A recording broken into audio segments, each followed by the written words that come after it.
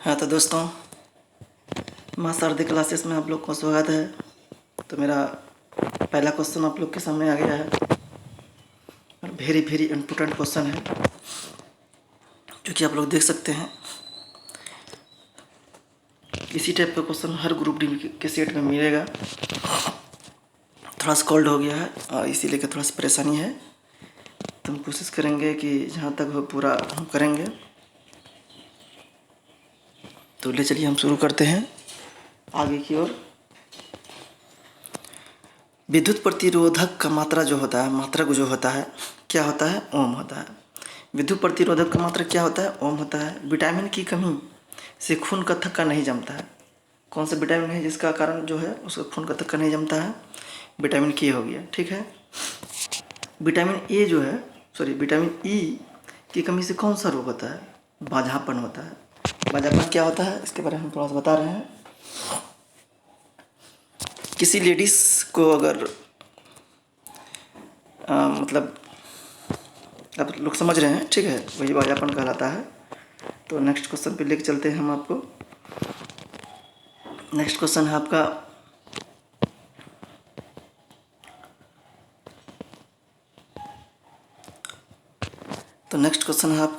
तो देख लीजिए। विटामिन सी का रासायनिक नाम क्या है? एस्कोर्बिक अम्ल। विटामिन सी का जो रासायनिक नाम होता है वो क्या है? एस्कोर्बिक अम्ल होता है। वसा में घुलनशील विटामिन कौन सा है? विटामिन ए हो गया और विटामिन ई हो गया, दोनों जो है वसा में घुलनशील विटामिन है। चलिए नेक्स्ट क्वेश्चन की ओर चलते हैं। एक लिफ्ट में किसी व्यक्ति का प्रत्यक्ष भार वास्तविक भार से कम होता है जब लिफ्ट जा रही है। कहाँ जा रही है? जब लिफ्ट जा रही है त्वरण के साथ नीचे जाती है। जब त्वरण के साथ नीचे जाती है तो एक लिफ्ट में किसी व्यक्ति का प्रत्यक्ष भार जो है वास्तविक भार से कम हो जाता है जब लिफ्ट जो है जा रही होती है। कहाँ? नीचे की ओर आती है, ठीक है। चलिए नेक्स्ट क्वेश्चन चलिए।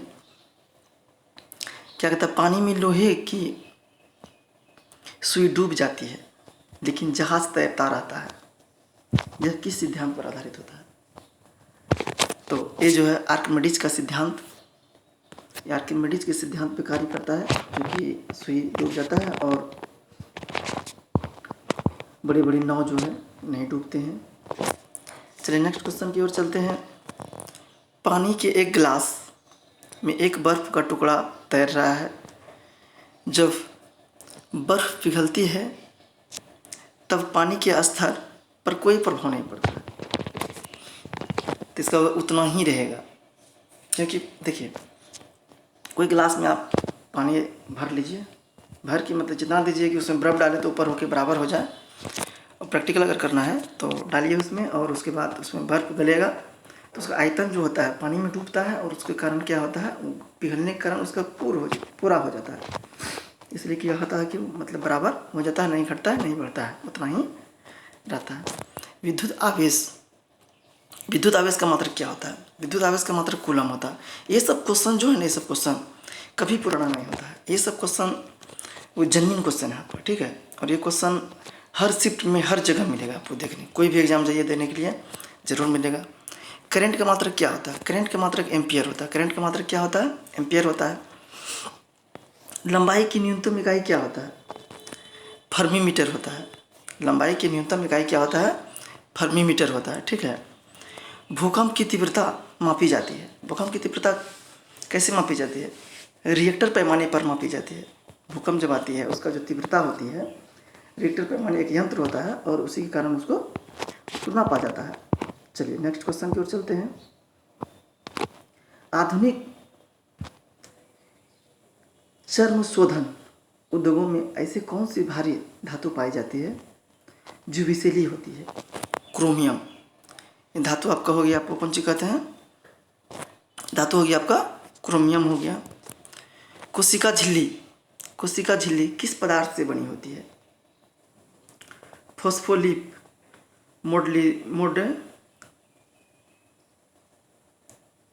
मोडक्यूल होता है। फॉस्फोलिप मोडक्यूल होता है। चलिए नेक्स्ट क्वेश्चन की ओर चलते हैं। बस में ड्राइवर के पास लगा दर्पण जो होता है कौन सा होता है? बस हो गया, बाइक हो गया, ये सब में सब जितना भी दर्पण लगा होता है उसके आगे में पीछे देखने के लिए सब उत्तल दर्पण होता है। ठीक है, चलिए नेक्स्ट क्वेश्चन की ओर चलते हैं। एपिडेमियोलॉजी किसके अध्ययन से संबंधित है? महामारी के अध्ययन से संबंधित है। ये क्वेश्चन वेरी इंपॉर्टेंट है, कभी भी आ सकता है। ठीक है, आप लोग इस पर ध्यान दीजिए थोड़ा सा। और क्या कहता है, निम्नलिखित में से कौन सा रोग जीवाणु संक्रमण के कारण होता है? कुष्ठ रोग जो होता है जीवाणु संक्रमण के कारण होता है। भ्रूण के विकास के अध्ययन को क्या कहा जाता है? भ्रूण के विकास के अध्ययन को भ्रूण विज्ञान कहा जाता है। भ्रूण के विकास का अध्ययन क्या कहा जाता है? भ्रूण विज्ञान कहा जाता है। तो चलिए नेक्स्ट क्वेश्चन की ओर चलते हैं। थोड़ा सा बड़ा हो गया तो इसको छोटा कर रहे हैं। कीड़ों के अध्ययन को क्या कहते हैं? कीड़ा जो है इसका अध्ययन को हम क्या कहते हैं? कीट विज्ञान कहते हैं। और महिला प्रजनन प्रणाली के अध्ययन को क्या कहा जाता है? स्त्री रोग कहा जाता है। ठीक है, महिला प्रजनन प्रणाली के अध्ययन को स्त्री रोग कहा जाता है। चलिए नेक्स्ट क्वेश्चन पर चलते हैं। 10 PDF बनाए हैं मेहनत करके, थोड़ा सा छोटा बड़ा हो गया है, इसी टेंशन नहीं लेना है। क्वेश्चन आपको A1 का मिलेगा। ठीक है, लेजर का उपयोग करके त्रिआयामी छवि के उत्पादन के अध्ययन को क्या कहा जाता है?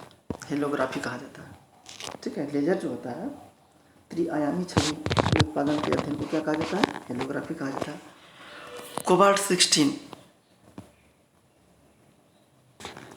16 जो होता है कौन सी किरण उत्सर्जित करता है? इसको गामा किरण उत्सर्जित करता है। ठीक है, इसको गामा किरण उत्सर्जित करता है। चलिए अगला क्वेश्चन चलते हैं।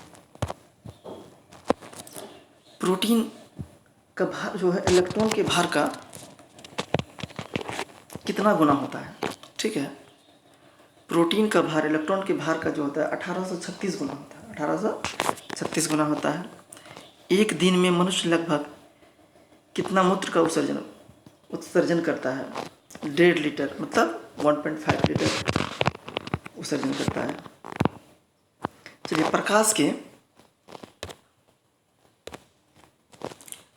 के तरंग सिद्धांत का प्रतिपादन किसने किया था?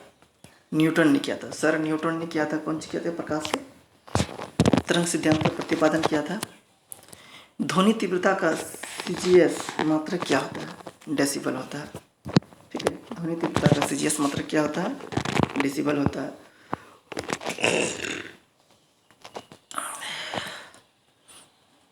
नींबू एवं नारंगी में कौन सा अम्ल होता है? साइट्रिक अम्ल होता है। नींबू और नारंगी में कौन सा अम्ल होता है? साइट्रिक अम्ल होता है।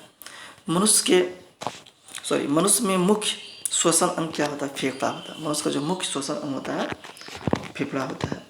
चलिए नेक्स्ट क्वेश्चन की ओर। थर्मस फ्लक्स की आंतरिक दीवारें चमकीली होती है। थर्मस फ्लक्स की आंतरिक दीवारें चमकीली होती है विकिरण द्वारा होने वाली ऊष्मा हानि को रोकने के लिए। ठीक है, विकिरण द्वारा होने वाली ऊष्मा हानि को रोकने के लिए थर्मस फ्लक्स की आंतरिक दीवारें चमकीली होती है। चलिए ठीक है, लालटेन में मिट्टी का तेल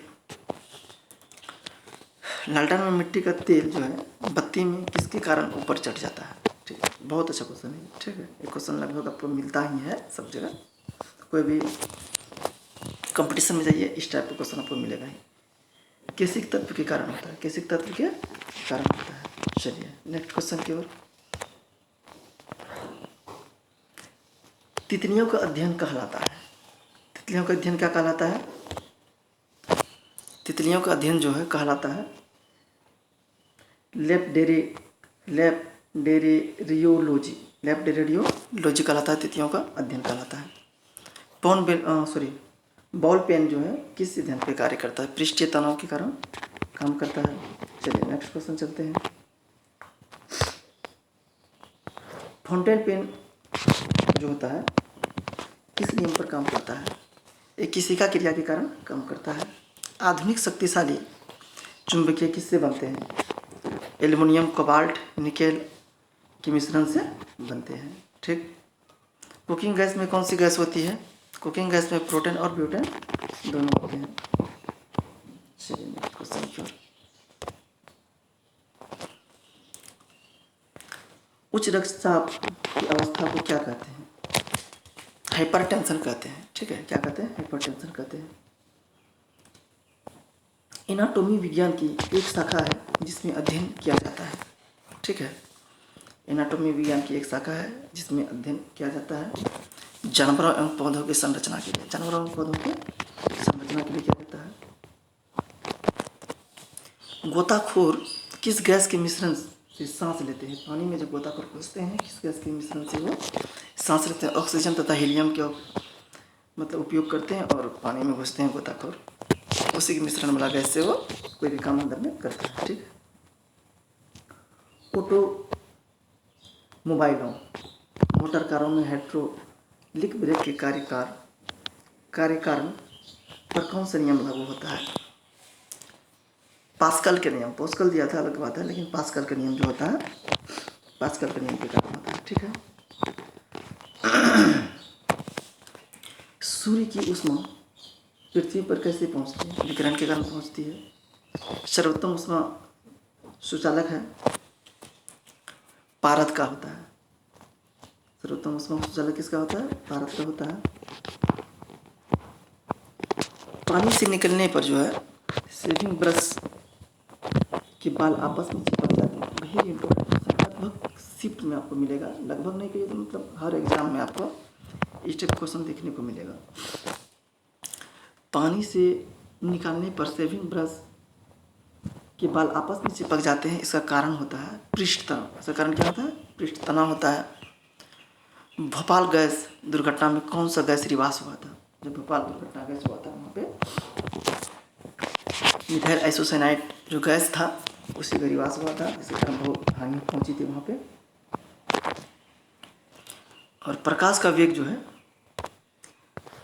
प्रकाश का वेग सबसे पहले किसने मापा था? रोमर ने मापा था। प्रकाश का वेग सबसे पहले किसने मापा था? रोमर ने मापा था। प्लाज्मा झिल्ली के अंदर जो है मौजूद पूरा तरल पदार्थ क्या कहलाता है? प्रोटोप्लाज्म कहलाता है। प्रोटोप्लाज्म कहलाता है। ठीक है, नेक्स्ट क्वेश्चन चलते हैं। बस अब लास्ट ही है, हो यही गया, ज़्यादा क्वेश्चन नहीं था। तो मैं तो सोचता 50 का सीरीज बनाऊँ।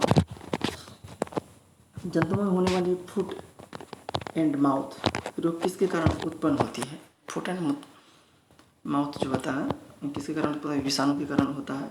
मूत्र में प्रोटीन आना निम्नलिखित में से किस बीमारी का मुख्य लक्षण है? विक्रिया का लक्षण है। चलिए नेक्स्ट क्वेश्चन चलिए। एम्फीबिया बनाता है। एम्फीबिया क्या बनाता है? एम्फीबिया बनाता है जल एवं स्थल दोनों पर ही रह सकने वाले पशु को बनाता है एम्फीबिया। ठीक है, एम्फीबिया क्या बनाता है? जल एवं स्थल पर ही रह सकने वाले पशु को ये बनाता है। चलिए, और आप लोग के लिए क्वेश्चन है, जापान में लोग किस लाइकेन को सब्जी के रूप में खाते हैं? कमेंट बॉक्स में इसको ज़रूर इसका आंसर दीजिएगा। थोड़ा सा मेरा तबीयत बहुत ख़राब है और ठंडी है, इसलिए थोड़ा सा वीडियो क्लियर नहीं हुआ होगा, तो उसके लिए सॉरी। तो वीडियो देखते रहिए, शेयर कीजिए, सब्सक्राइब कीजिए। जय हिंद।